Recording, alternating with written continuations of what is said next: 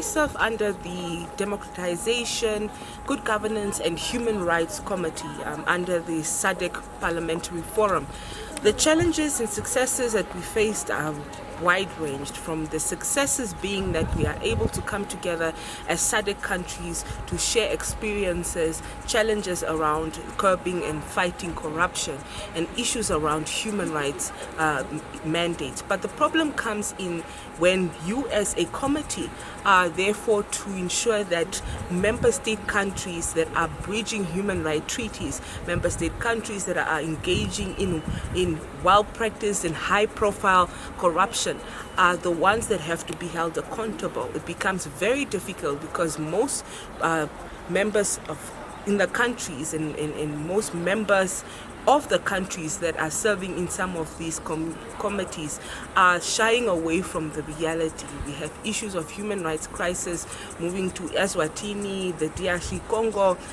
whereby when we start to talk about the issues, we see that there are confrontations and intentions arise. It makes the duty very difficult to ensure that there's transparency and accountability in our job. But what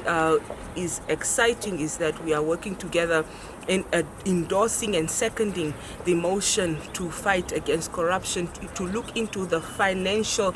implications of corruption and how we can ensure as a SADC body that we put more funds to the fight on corruption. What we spoke about recently is the effects of corruption, how it affects young people, how it affects communities, how it affects institutions, accountability and transparency, and how it affects the ranking of specific countries and also investors that can come into the country. So we looked into various issues on how this model law can be then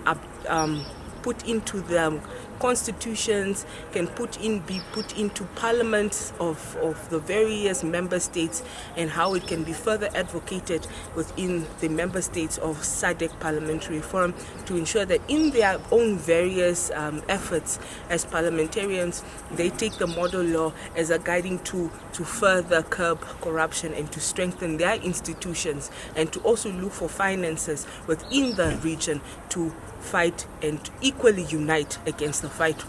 against corruption. Many instruments have been ratified, Honorable, but yet corruption remains. Where are we going wrong?